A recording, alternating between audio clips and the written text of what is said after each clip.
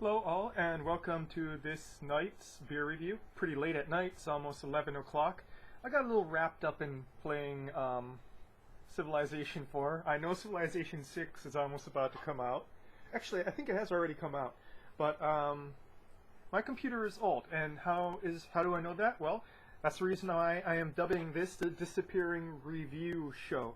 Well, you see, I went to go and start uploading some videos today from my backlog. I only have a backlog of about 3 more videos left, and I noticed the one that I did last night had disappeared, and I was like looking all over for it, and I had to press search sometime before it finally reappeared. I have no idea what's going wrong, but while I was going through the directory, I noticed that a couple of my video files, my old videos, aka my old reviews, had become corrupt and the file was no longer good.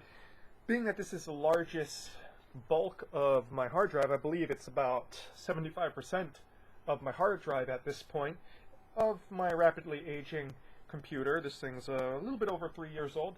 It's about time. And thankfully, I'm almost caught up with my reviews, and it's mostly ones that are about 2 or 3 years old that are disappearing. So, enough with that. I don't even know if that bothers you that I go and ramble on like that for the first minute or so, but what we are reviewing tonight is Erdinger Oktoberfest, brewed in Bavaria, Germany. So this is Erdinger Weissbrau, and let's read the back, shall we? Erdinger is brewed all naturally using traditional bottle fermentation, never pasteurized.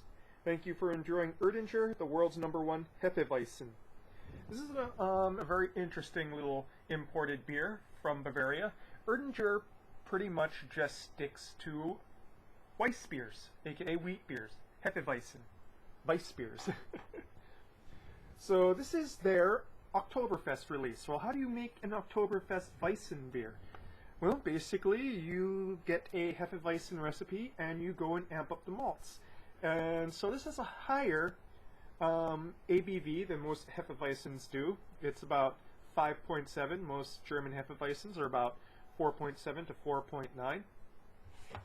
So a bit more malty, a bit more residual sugars in there, a bit more alcohol. But otherwise, a Hefeweizen, and not a Marzen. So, let's get to this, shall we?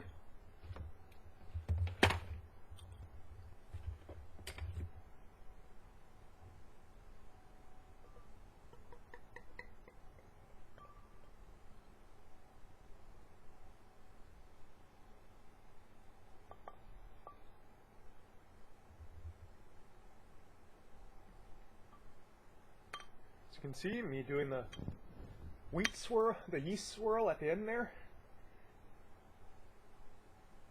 Pouring out a nice thick yeasty head. It sounds gross, nice thick yeasty head. But it tastes much better than it sounds. Of course, big head, which is what you should expect with a Hefeweizen.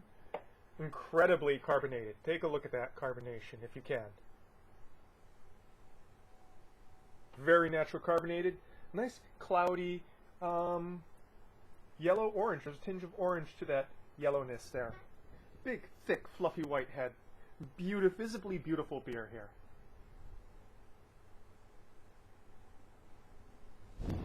Nicely complex odors, smells coming from this bouquet.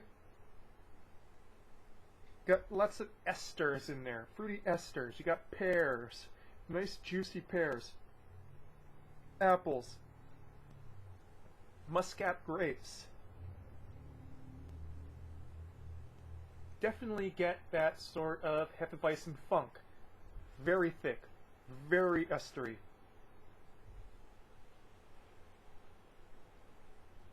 Small hints of bananas, but not much. Also nice hints of that phenolic bubblegum smell.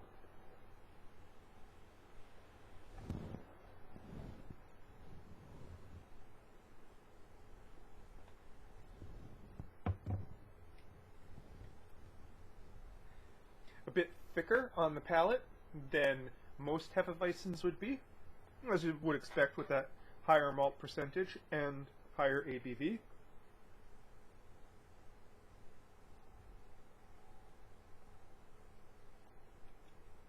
That said, by no means is it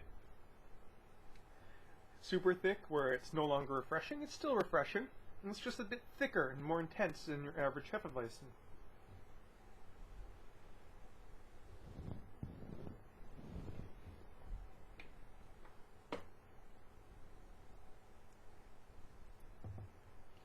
Lots of carbonation, to the point where the carbonation is so prickly it kind of gets in the way of the other flavors.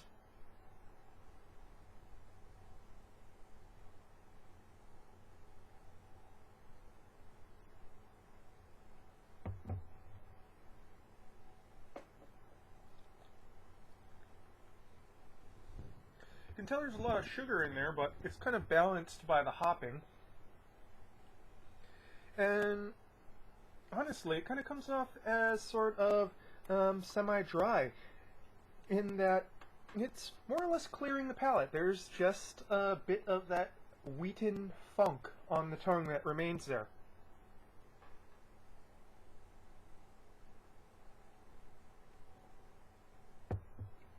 Initial front is pear juice, almost champagne-like notes, some stoniness there.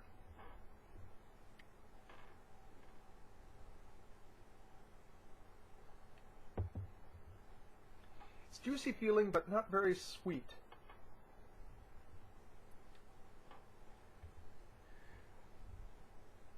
The hops are just enough to go and clear the residual sweetness off the palate. There's not much taste dimension, just a slight bit of bitterness. Definitely no more effervescent notes to those hops. You're not getting much in the way of that noble hop floweriness there.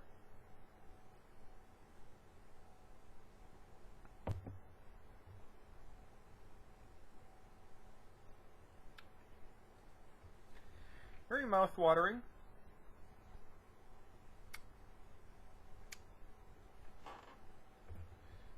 Honestly, I would have to say the bouquet is much more interesting than the taste. A lot of, there's a lot of delicate fruity notes in that smell there, in this head. They're not really transitioning, from the beer all that well.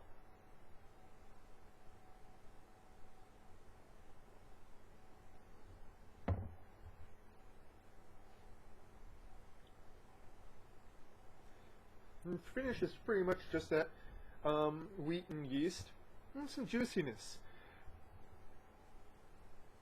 It's far more interesting to kind of breathe it in as you're sipping it in, because then you get a lot more of those delicate, subtle nuances from the head than from your actual palate.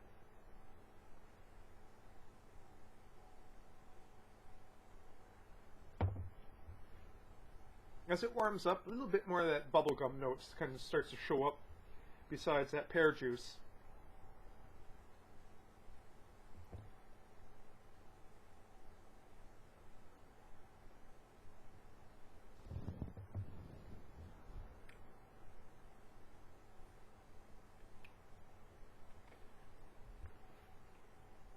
Definitely starts getting more funky in the finish as it warms up as well.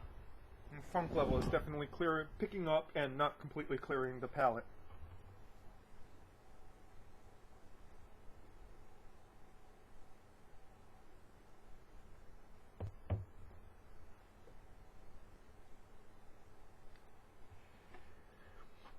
All in all, pretty interesting, I have to say. Not so much on the palate, but just for the more aroma notes there.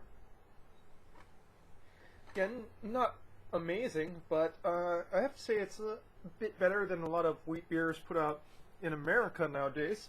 But you kind of expect a Weiss beer brewery to kind of do Weiss beers pretty well.